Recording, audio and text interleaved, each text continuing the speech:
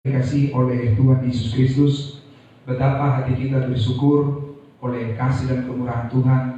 Hari ini adalah minggu terakhir bagi kita dalam bulan Agustus tahun 2020, dan bagi kita Gereja Firman Injil Indonesia adalah minggu misi, minggu yang kelima. Nah, puji Tuhan atas segala kasih dan kemurahan Tuhan kepada kita, dan terima kasih banyak atas doa-doa kita dalam mendukung misi kekebalan Injil baik dalam dan luar negeri, dan juga atas persembahan-persembahan yang Bapak Ibu persembahkan sebagai persembahan khusus untuk penginjilan, untuk pemberitaan kabar baik. Doa kami, Tuhan Yesus memberkati Bapak Ibu sekalian dengan berlimpah-limpah. Amin. Haleluya. Puji Tuhan.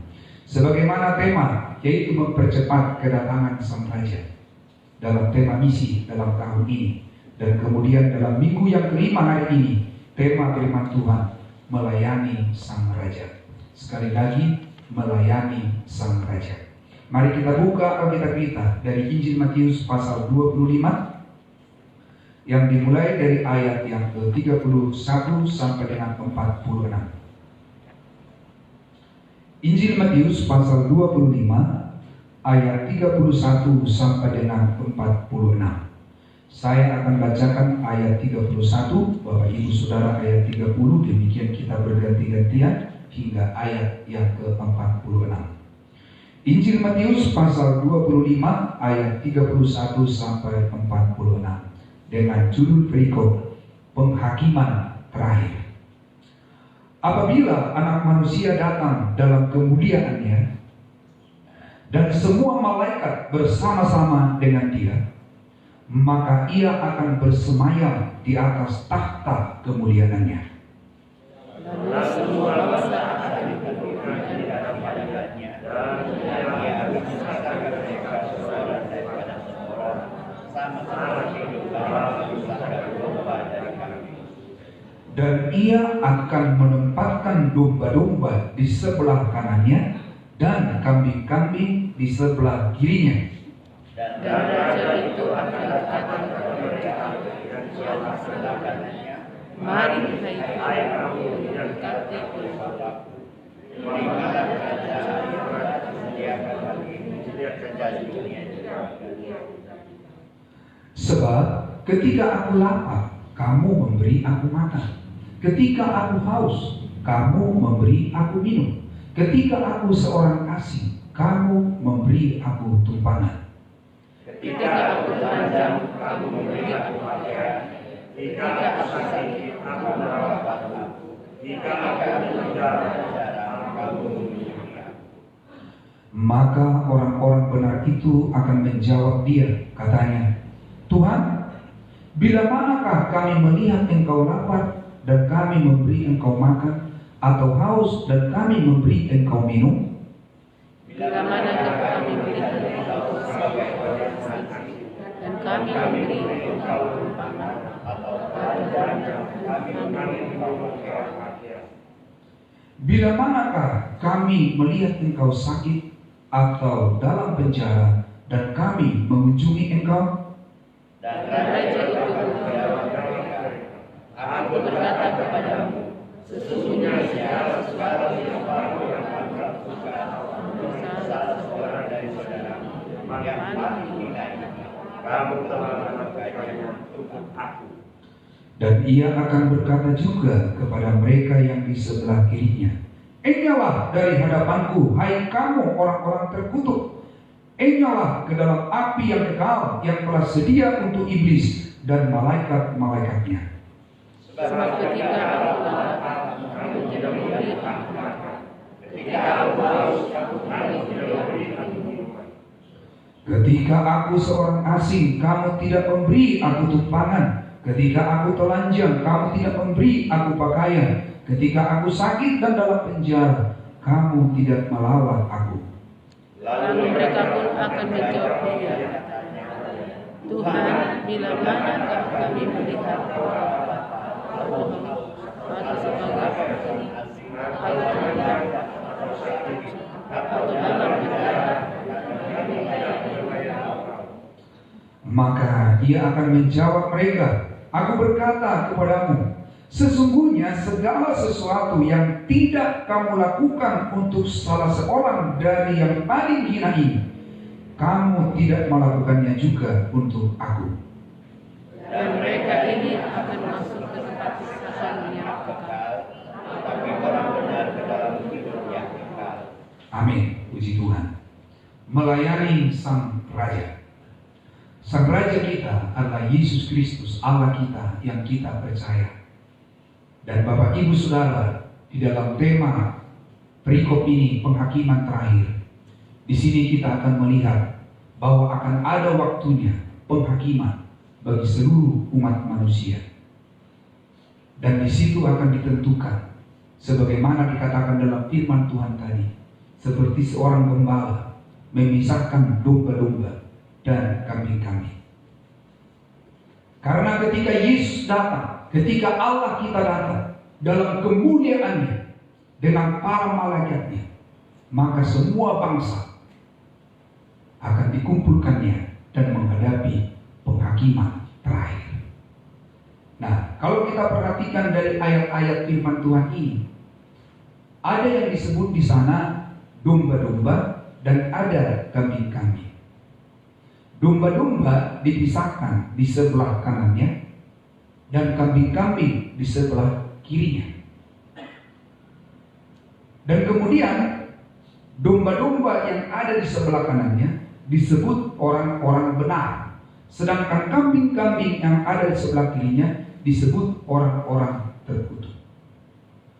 Wah, jadi berarti sangat jelas pemisahan itu yang kita lihat dari ayat firman Tuhan di sini. Kita akan melihat siapa yang disebut domba-domba, orang-orang benar, dan yang menerima berkat dari Tuhan adalah orang-orang yang percaya kepada Tuhan Yesus Kristus. Itu yang disebut domba-dombanya. Dan kemudian Bapak Ibu Saudaraku yang dikasihi oleh Tuhan, kalau kita perhatikan di dalam ayat firman Tuhan ini, melayani Sang Raja. Dan kita sudah baca tadi bagaimana dalam pelayanan itu dikatakan di dalam firman Tuhan di sana tadi, apabila anak manusia datang dalam kemuliaannya dan semua malaikat bersama-sama dengan dia, maka ia akan bersemayam di atas takhta kemuliaannya. Lalu semua bangsa akan dikumpulkan di hadapannya, dan ia akan memisahkan mereka seorang daripada seorang, sama seperti gembala memisahkan domba dari kambing. Dan ia akan menempatkan domba-domba di sebelah kanannya dan kambing-kambing di sebelah kirinya. Dan raja itu akan berkata kepada mereka yang di sebelah kanannya, mari hai kamu yang diberkati oleh Bapakku, terimalah kerajaan yang telah disediakan bagimu sejak dunia dijadikan. Wah, haleluya, puji Tuhan. Tapi kemudian kita lihat di sini di dalam ayat yang ke-35 menyampaikan sebuah alasan bagaimana domba-domba itu yang memperoleh berkat dari Bapa yang di surga. Sebab ketika aku lapar, kamu memberi aku makanan. Ketika aku haus, kamu memberi aku minuman. Ketika aku seorang asing, kamu memberi aku tumpangan. Ketika aku telanjang, kamu memberi aku pakaian. Ketika aku sakit, kamu melawat aku. Ketika aku di dalam penjara, kamu mengunjungi aku. Orang-orang benar, domba-dombanya berkata, mulai mereka menghayati apa yang dikatakan oleh raja ini. Maka orang-orang benar itu akan menjawab dia katanya, Tuhan, bila manakah kami melihat engkau lapar, kami memberi engkau makan, atau haus dan kami memberi engkau minum? Bila manakah kami melihat engkau sebagai orang asing dan kami memberi engkau tumpangan, dan telanjang dan kami memberi engkau pakaian? Bila manakah kami melihat engkau sakit atau dalam penjara dan kami mengunjungi engkau? Bapak, Ibu dan saudaraku yang dikasihi oleh Tuhan, ketika disampaikan oleh Sang Raja demikian, orang-orang benar ini, domba-domba ini, mulai mereka menghayati, memikirkan, kapan dia Sang Raja kita ini, dia haus, lapar, telanjang sebagai orang asing di penjara, dan kita datang mengunjungi dia, memberi dia minum, memberi dia makan. Kapan? Tetapi kemudian raja itu menjawab, aku berkata kepadamu, sesungguhnya segala sesuatu yang kamu lakukan untuk salah seorang dari saudaraku yang paling hina ini, kamu telah melakukannya untuk aku. Ternyata Bapak Ibu Saudara, yang dimaksudkan oleh sang raja di sini, melayani dia berarti melayani sesama. Yesus tidak pernah sakit, Yesus tidak pernah lapar, Yesus tidak pernah dipenjara, tetapi dia berkata, ketika aku lapar, aku haus, aku dalam penjara, engkau melawat aku, mengunjungi aku, memberi aku makan, memberi aku minum. Ketika engkau memberikan sedemikian kepada saudara-saudaraku yang paling hina ini, itu sama halnya melayani aku. Itu sama halnya engkau memberikan yang terbaik kepadaku. Berarti Bapak Ibu dan saudaraku yang dikasihi oleh Tuhan, pelayanan-pelayanan kita selama kita hidup di dunia ini, suatu saat nanti dalam penghakiman terakhir akan dinilai oleh sang raja. Dan kalau kita perhatikan bagaimana dengan domba-dombanya yang memberikan pelayanan kasih kepada sesama, kepada saudara-saudara sesama yang sangat membutuhkan, itu adalah pelayanan kepada Tuhan Yesus, kepada Allah yang kita percaya. Benarlah dalam firman Tuhan yang dikatakan supaya kita saling mengasihi saudara-saudara kita. Karena apabila kita mengasihi mereka, itu merupakan wujud kita mengasihi Allah. Bagaimana mungkin kamu mengasihi Allah yang tidak kamu lihat, kalau kamu sendiri tidak mengasihi saudaramu yang kamu lihat, yang nyata di hadapanmu? Jadi Bapak Ibu dan saudaraku yang dikasihi oleh Tuhan, firman Tuhan ini sedang mengajarkan kita bahwa kita semua adalah domba-dombanya. Kita adalah orang-orang yang telah dibenarkan oleh Tuhan, bukan karena perbuatan kita, tetapi oleh karena kasih karunia-Nya. Kita beriman kepada Tuhan Yesus, sehingga kita disebut orang-orang benar, sehingga kita disebut domba-dombanya. Tetapi sebagai domba-domba Kristus yang percaya kepada Yesus sebagai orang-orang yang telah dibenarkan oleh Tuhan, maka hendaklah kita menunjukkan iman kita itu melalui perbuatan-perbuatan yang terbaik. Itu yang dimaksudkan dalam ayat ini. Perlu Bapak Ibu kita pelajari baik-baik bahwa kita selamat bukan karena perbuatan baik yang kita lakukan, tetapi oleh karena iman kita kepada Yesus Kristus. Dan sebagai orang yang beriman kepada Tuhan Yesus, berarti hendaklah menunjukkan imannya dengan perbuatan-perbuatan baik. Karena justru kalau ada orang berkata, aku percaya kepada Yesus, tetapi dia tidak melakukan perbuatan-perbuatan yang baik, sebenarnya dia bukan orang yang beriman kepada Yesus. Karena orang yang beriman kepada Yesus pasti terjadi perubahan dalam hidupnya untuk berbuat baik. Sebagaimana Yesus yang kita percaya, dia melakukan kebaikan kepada semua orang. Ketika Bapak Ibu Saudara membaca dalam Alkitab bagaimana Yesus punya perhatian kepada orang-orang kusta, kepada orang-orang sakit, kepada orang-orang miskin,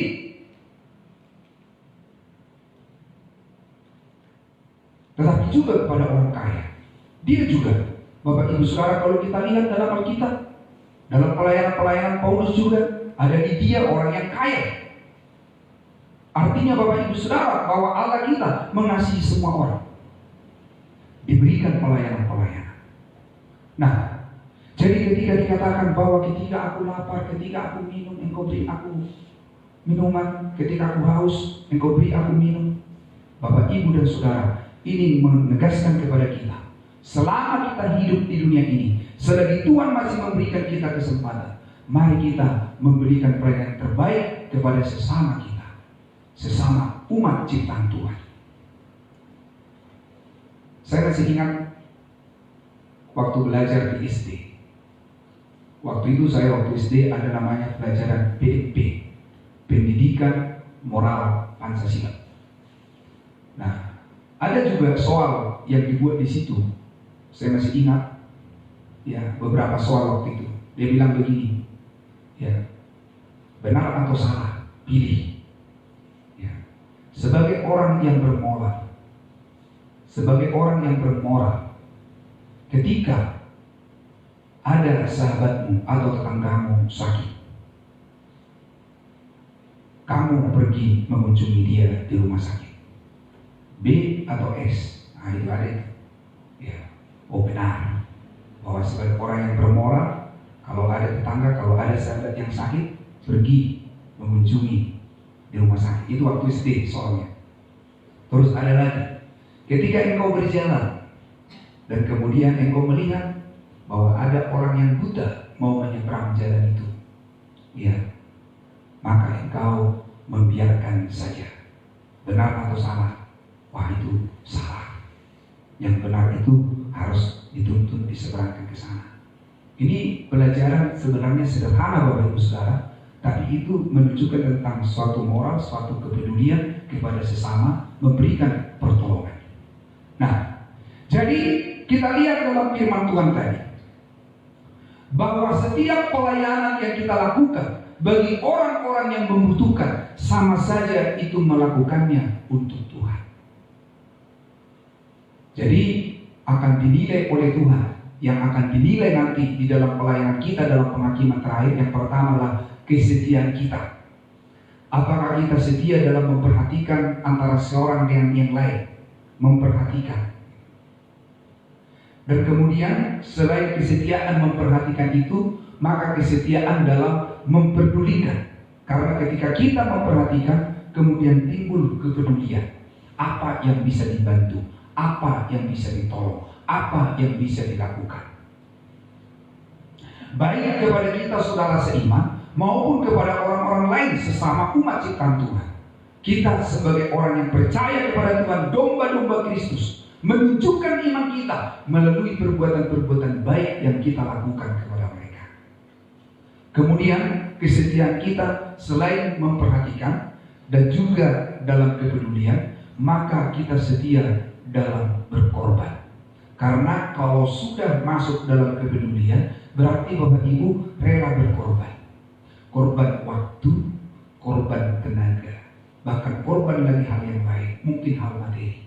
Tetapi kalau Bapak lakukan itu, Bapak Ibu lakukan itu dengan sukacita, karena kita juga merenungkan, menghayati kebaikan Tuhan yang begitu memperdulikan kita, dan kepada kita diajarkan untuk saling mengasihi. Maka ketika Bapak Ibu melakukan pelayanan yang sedemikian, bukan merasa rugi, tetapi justru diberkati. Ada sukacita yang melimpah ketika Bapak Ibu menunjukkan kesetiaan, kerelaan berkorban untuk menolong sesama. Ada kebahagiaan tersendiri. Saya percaya Bapak Ibu Saudara bahwa kedua-duanya pernah kita alami. Kita pernah mengalami sukacita ketika kita memberi, tapi kita juga pernah mengalami sukacita ketika kita menerima sesuatu. Dan kalau mau jujur, benar yang dikatakan firman Tuhan, bahwa lebih bersukacita yang memberi daripada menerima.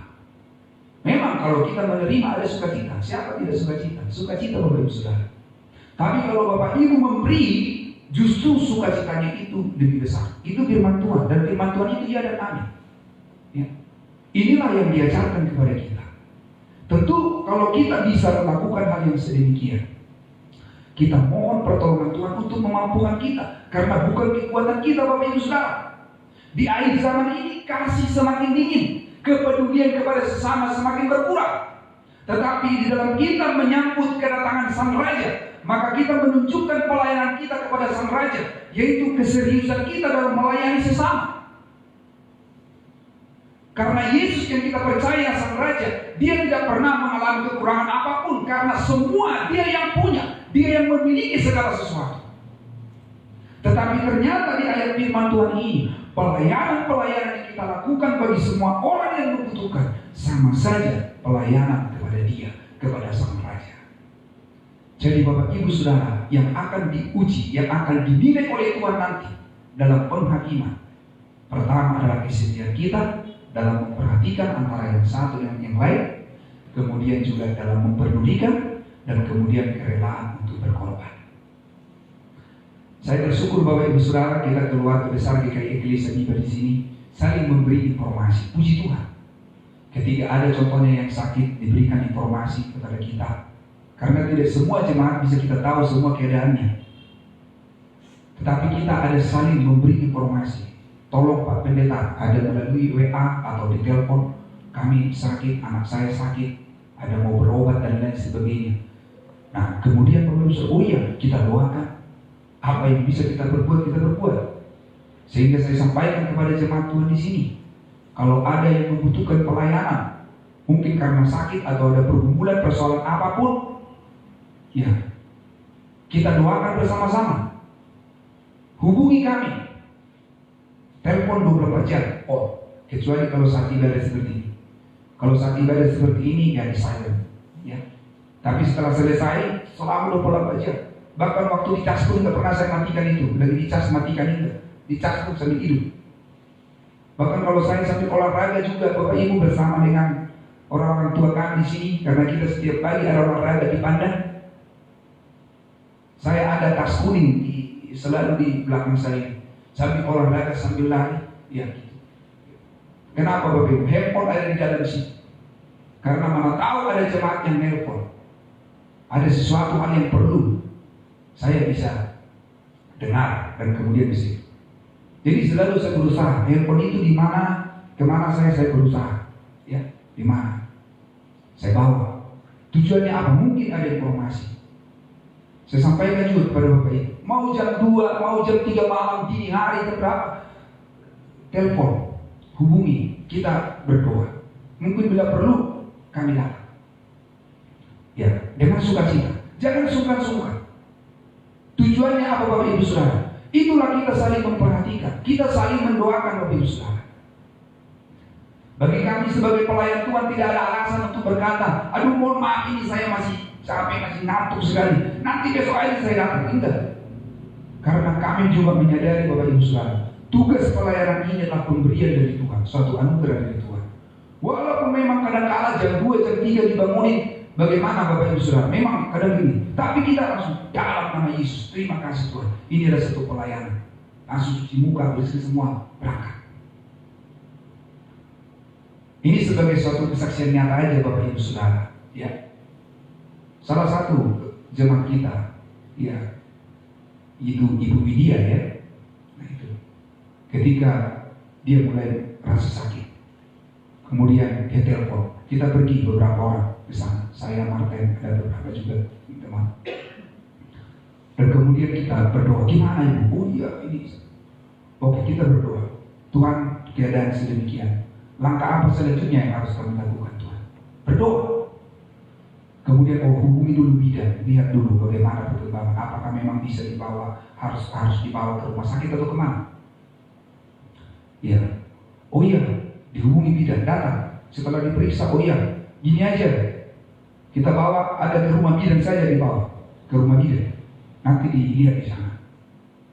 Nah, setelah itu Bapak Ibu Saudara, kami bawa pergi ke sana, ke rumah bidan. Ya, beberapa lama di sana, kemudian bidan di sana berkata, wah tidak bisa di sini, karena ini air ketuban sudah pecah apa semua, harus dibawa ke rumah sakit. Oke, kita bawa sama-sama dengan beberapa teman-teman hamba Tuhan. Kami pergi ke rumah sakit. Setelah di rumah sakit, kemudian proses sampai semua di sana, dan akhirnya mau tidak mau harus melahirkan anak itu, walaupun usianya masih belum cukup. Dan hanya beberapa saat saja anak itu hidup, dan kemudian Tuhan panggil. Jadi kami ditelepon waktu itu jam 12 malam, anak itu sudah meninggal. Dan malam ini jenazahnya harus diambil. Seperti itu. Tidak bisa untuk di sana, harus diambil. Sebilang sama teman-teman sekolah yang di sini, kita harus berangkat. Saya berunding dengan orang tua, di mana jenazahnya ini akan dibawa. Ya, dan akhirnya di rumah orang tua. Tapi kemudian Bapak Ibu Saudara, kami pergi, dan kemudian urusan-urusan macam-macam, dan kemudian selesai semua. Karena Ibu Widya waktu itu ada di rumah sakit Dr. Agung, sedangkan anak itu ada di ruang anak di ICU yang ada di rumah sakit umum Kota Bima. Kemudian Ibu Widya bilang, Pak Gembala, bisakah bawa mayat itu ke sini, ke rumah sakit Dr. Agung? Karena saya belum lihat dia, saya belum peluk dia. Waduh, hati saya juga gimana gitu ya. Saya bilang, oh bisa. Akhirnya kami bawa dari rumah sakit umum, bawa ke dokter Agung. Dia menangis, dia lihat anaknya, dan dia peluk anaknya erat-erat. Dan kemudian kita bawa ke rumah orang tua. Saya bilang sama saudara-saudara saya, pelayanan Martin Citro, kita tidur di rumah itu. Karena ibu dia masih dalam pemulihan di rumah sakit. Sedangkan oma kekasih kita, dia ada bersama-sama di ruko dengan cucu-cucunya juga yang masih kecil. Jadi kita tidur di antara mayat di situ. Ya, di situ anak kecil itu dibaringkan. Saya sama Martin tidur di sini, kemudian Citro di sana, kami tidur sampai pagi. Ya, itu selesai urusan dari rumah sakit jam 2 dini hari.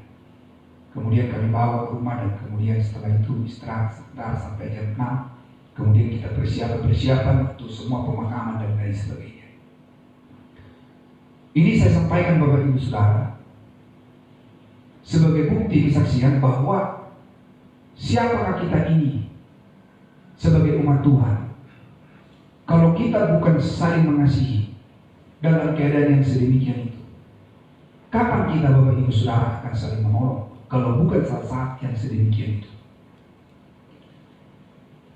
Ini saya sampaikan di sini. Ada banyak lagi pelayanan-pelayanan Bapak Ibu yang membutuhkan pengorbanan yang tidak perlu kami sampaikan kepada Bapak Ibu. Pelayanan-pelayanan yang memang mengorbankan segalanya, di mana kita sebagai pelayan Tuhan tidak boleh hitung-hitungan waktu, tidak boleh hitung-hitungan tenaga, tidak boleh kita cicip dalam melakukan pelayanan kepada Tuhan. Dan itu bisa kita lakukan hanya karena pertolongan Tuhan, karena kasih Tuhan yang ada dalam hidup kita, karena Roh Kudus yang memampukan kita, karena kita mengalami betapa baiknya Tuhan dalam kehidupan kita. Sehingga sebagaimana Tuhan begitu baik dalam kehidupan kita, dengan setia kepada kita, maka Tuhan juga mau supaya kita juga mengasihi antara seorang dan yang lain dengan kasih, dengan kesetiaan, dengan ketulusan. Jadi Bapak Ibu Saudara, kalau Tuhan masih memberikan kita napas kehidupan sekarang, itu berarti kesempatan bagi kita untuk memberikan pelayanan kepada Sang Raja. Dan pelayanan kita kepada Sang Raja adalah pelayanan kita kepada sesama. Sehingga ketika nanti tiba penghakiman terakhir itu, maka Bapak Ibu Saudara sebagai domba-dombanya benar-benar ditempatkan di sebelah kanannya, sebagai orang-orang benar yang telah dibenarkannya, yang telah menunjukkan kebaikan. Bapak Ibu Saudara, kalau kita perhatikan apa yang dikatakan oleh orang-orang yang benar ini, mereka merasa belum ada sesuatu yang terbaik yang sudah kami persembahkan kepada. Walaupun mereka sudah berbuat kebaikan, mereka masih merasa belum puas, masih mau yang terbaik yang bisa dipersembahkan. Jadi Bapak Ibu Saudara, dalam penghakiman nanti yang akan dinilai, yang pertama adalah kesetiaan kita. Setia dalam saling memperhatikan antara seorang dengan yang lain. Setia dalam memperdulikan antara seorang dengan yang lain. Dan setia dalam berkorban antara seorang dengan yang lain. Dan itu adalah hal yang sangat memuliakan Tuhan. Yang kedua, kalau kita perhatikan di sini apalagi yang dinilai selain kesetiaan kita, ketulusan hati kita dalam pelayanan. Ketulusan hati kita dalam pelayanan akan dinilai. Melayani tanpa pamrih, melayani dengan motivasi yang benar, melayani tanpa menuntut balas, dan melayani tanpa pandang bulu. Ini akan dinilai oleh Tuhan. Apakah engkau melayani tanpa pamrih? Apakah engkau melayani dengan motivasi yang benar, tidak ada embel-embel lain, tetapi tulus memberikan pelayanan? Tuhan akan nilai, karena Tuhanlah yang Maha Tahu. Selain Tuhan menilai bagaimana motivasi kita, ketulusan hati kita dalam melayani sesama, maka Dia juga akan menilai bagaimana kita melayani dengan tidak menuntut balas. Saya akan melayani dengan baik-baik kalau engkau memberikan yang terbaik kepada saya. Kalau kau perhatian kepada saya, no, saya kurang perhatian juga. Itu sangat salah di hadapan Tuhan. dalam pelayanan, dalam kita melayani Bapak Ibu Saudara, tidak boleh menuntut balas. Karena dikatakan apapun yang kamu lakukan, lakukanlah seperti itu Tuhan, dan dari Tuhanlah kamu menerima upahnya. Dan Tuhan tidak pernah berhutang budi kepada kita Bapak Ibu Saudara. Sekecil, sebesar apapun yang kita berikan kepada sesama, Tuhan perhitungkan semuanya itu Bapak Ibu Saudara. Tuhan tidak pernah berhutang. Tuhan tahu apa yang kita berbuat. Tuhan pasti menolong kita. Mungkin ada orang yang sakit yang datang minta tolong kepada kita. Selain mungkin tidak untuk mohon doa, tapi mungkin juga mohon bantuan uang karena saya sedang sakit. Bapak Ibu Saudara, kalau ada berkat, ada uang, berikanlah dengan tulus, dengan sukacita. Mungkin kita tidak bisa memenuhi semua seperti yang dibutuhkan, tapi seberapa yang bisa kita berikan, kita berikan. Dan ketika Bapak Ibu Saudara peduli dengan hal-hal yang sedemikian tanpa menuntut balas dan kemudian memberikan dengan ketulusan, itu dinilai oleh Tuhan. Ya, mungkin Bapak Ibu pernah mengalami ketika dalam keadaan sakit dan dalam keadaan kesulitan keuangan apa semua, Bapak Ibu berdoa kepada Tuhan dan Tuhan menolong dengan caranya yang ajaib. Tapi mungkin juga Bapak Ibu Saudara Tuhan pakai menjadi saluran berkat bagi orang yang membutuhkan yang sedemikian itu. Dan ketika Bapak Ibu memberi dengan ketulusan hati, itu dinilai oleh Sang Raja. Dan kemudian Bapak Ibu Saudara, kita juga melayani tanpa pandang bulu. Dari suku manapun, dari bangsa manapun, kayakah, miskinkah, terpelajarkah, tidak terpelajarkah, kita sebagai domba-domba Kristus, kita yang diselamatkan oleh Tuhan, memberikan pelayanan yang sama kepada semuanya. Memberi apa yang bisa kita berikan tanpa pandang bulu. Yesus, dia tidak pandang bulu. Dia melihat kita Bapak Ibu Saudara. Semua kita lah orang yang sakit, semua kita lah orang yang sudah rusak, tetapi oleh karena kasih dan kemurahannya, kita dari setiap suku, kaum dan bahasa, dia panggil kita, dia tebus kita, dia ampuni kita, dia perdamaikan kita, dia sembuhkan kita. Betapa ajaib kasih Yesus yang kita alami, sehingga Tuhan pun mau untuk kita melayani dengan ketulusan tanpa pandang bulu. Bagaimana dengan Bapak Ibu Saudara? Adakah kita melayani dengan kesetiaan, tidak jemu-jemu, rela berkorban? Adakah Bapak Ibu Saudara melayani dengan penuh ketulusan? Siapapun, berikanlah apa yang bisa Bapak berikan yang terbaik. Saya percaya damai sejahtera sukacita Tuhan limpahkan dalam kehidupan kita. Dan yang terakhir Bapak Ibu Saudara, selain kesetiaan kita dan ketulusan kita di dalam melayani yang dinilai oleh Tuhan, maka bagaimana dengan cara pandang kita terhadap pelayanan? Adakah kita punya pola pandang yang benar tentang pelayanan? Sama seperti orang-orang yang benar ini, di mana mereka merasa belum melakukan yang terbaik. Walaupun mereka sudah melakukan yang baik, tapi mereka masih merasa masih belum, masih kurang, masih mau memberikan yang terbaik lagi. Kemudian tipikal orang-orang benar ini, mereka tidak merasa pantas menerima berkat dari Bapa. Rasanya Tuhan, tidak pantas kami menerima berkat yang sedemikian daripada-Mu. Karena apabila kami renungkan dengan apa yang kami perbuat, tidak pantas kami rasanya menerima hal yang sedemikian itu. Ada merasa sedemikian. Kemudian merasa tidak pantas menerima kerajaan yang telah disediakan sejak dunia dijadikan. Kerajaan yang penuh dengan kemuliaan. Merasa kurang pantas untuk menerimanya karena dia merasa belum melakukan sesuatu yang terbaik. Ini menunjukkan tentang kerendahan hati. Dan tipikal orang-orang benar yang dinilai itu, yaitu merasa belum melayani Sang Raja dengan yang terbaik. Sejak saya percaya kepada Yesus, sejak kita percaya kepada Yesus, Bapak Ibu mulai merenungkan, apakah pelayanan saya kepada Tuhan Yesus sudah pelayanan yang terbaik? Yang dilihat dari pelayanan saya kepada sesama. Nah itu Bapak Ibu Saudara, menjadi perenungan bagi kita, menjadi evaluasi bagi kita. di mana kita dalam kesempatan yang Tuhan berikan mau memberikan pelayanan terbaik kepada Sang Raja kita, yaitu dengan memberikan pelayanan terbaik kepada sesama, sebagaimana dikatakan oleh firman Tuhan. Tapi kalau kita perhatikan tipikal orang-orang yang tidak benar, yaitu kambing-kambing yang ada di sebelah kiri, orang-orang terkutuk yang ada di sebelah kiri, tipikal mereka bagaimana? Mereka membenarkan diri sendiri. Kapan Tuhan kami melihat engkau haus, lapar, tidak memberi engkau makan dan minum? Kapan Tuhan kami melihat engkau? Kami tidak pernah melihat. Jadi merasa tidak bersalah. Kami kan tidak pernah melihat bahwa engkau lapar, bahwa engkau haus. Tidak pernah kami melihat. Merasa membenarkan diri. Tidak pernah kami melihat. Kemudian orang-orang yang tidak benar ini, mereka merasa tidak bersalah. Tidak ada salahnya. Apa salah kami? Dia tidak menghayati bahwa apa yang kau lakukan kepada sesamamu itu sama saja melakukannya kepada saya. Tapi ketika orang ini hanya, loh kapan Yesus, kapan Tuhan lapar haus?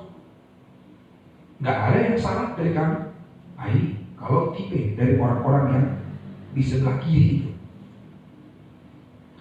merasa sudah melakukan yang terbaik, merasa melakukan pelayanan dengan maksimal. Oh sudah yang terbaik, sudah maksimal yang kami lakukan. Padahal hanya sedikit, baru yang kecil saja yang dilakukan. Sudah merasa yang terbaik, sudah merasa sudah maksimal, sudah yang terbaik. Padahal Bapak Ibu Saudara, kalau kita lihat kebaikan Tuhan yang luar biasa, tidak akan pernah sebanding dengan apa yang bisa kita perbuat. Karena perbuatan Tuhan itu begitu ajaib dalam kehidupan kita, menolong dan memelihara kita. Dan akhirnya Sang Raja itu berkata kepada orang-orang yang ada di sebelah kirinya, hai, ingatlah orang-orang yang terkutuk, masuk ke dalam api yang kekal. Tetapi kepada orang-orang yang ada di sebelah kanannya, yaitu domba-dombanya, orang-orang benar, mari masuklah. Dikatakan dalam firman Tuhan di sini, dan Raja itu akan berkata kepada mereka yang di sebelah kanannya, mari hai kamu yang diberkati oleh Bapakku, terimalah kerajaan yang telah disediakan bagimu sejak dunia dijadikan. Orang benar masuk ke dalam hidup yang kekal. Haleluya, puji Tuhan.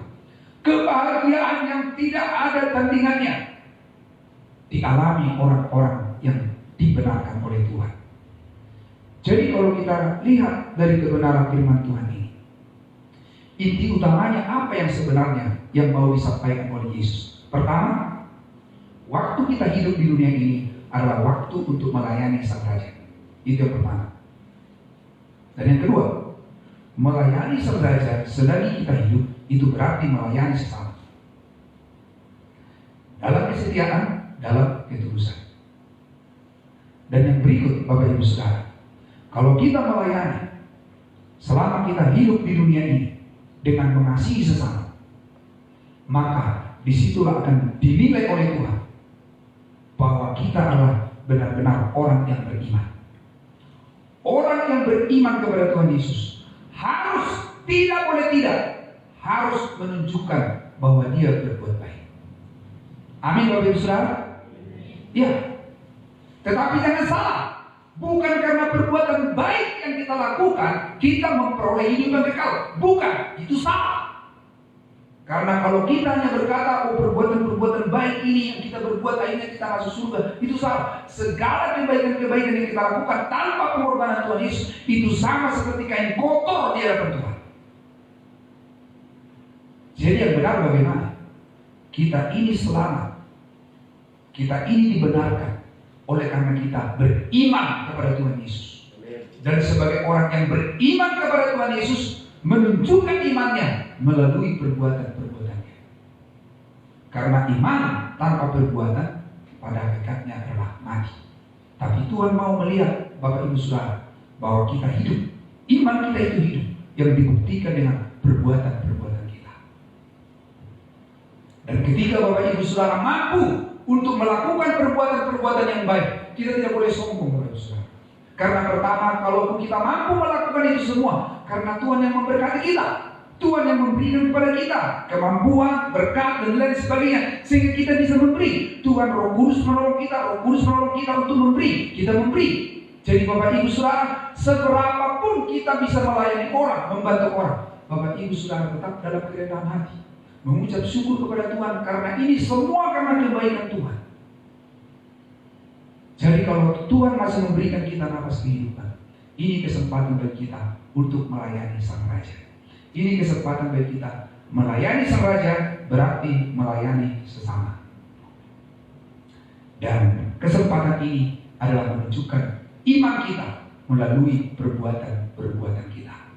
Dan perbuatan-perbuatan yang baik yang kita lakukan, kita bisa mampu lakukan oleh karena pertolongan dari Roh Kudus. Oleh karena Tuhan memberikan kepada kita apa yang bisa kita berikan kepada orang lain. Karena Tuhan, bukan karena diri kita sendiri. Enggak, Bapak Ibu Saudara. Jadi hiduplah dalam kesetiaan, hiduplah dalam ketulusan, dan marilah kita memiliki pola pandang yang benar tentang pelayanan, sebagaimana firman Tuhan yang kita dengar. Sehingga ketika tiba waktunya nanti Bapak Ibu Saudara, kita menghadapi penghakiman terakhir ini, maka Bapak Ibu Saudara kita semua ada di sebelah kanannya. Amin Bapak Ibu Saudara. Dan dia berkata, marilah, wahai yang diberkati oleh Bapakku, betapa bahagia kita untuk selama-lamanya. Mari Bapak Ibu Saudara, firman Tuhan yang kita dengarkan saat ini kita renungkan, dan mari kita berdoa untuk Roh Kudus tolong kita, supaya kita menunjukkan pelayanan yang terbaik, memberikan pelayanan yang terbaik sebagai bukti iman kita kepada Yesus yang kita percaya. Tuhan Yesus memberkati. Mari kita berdoa.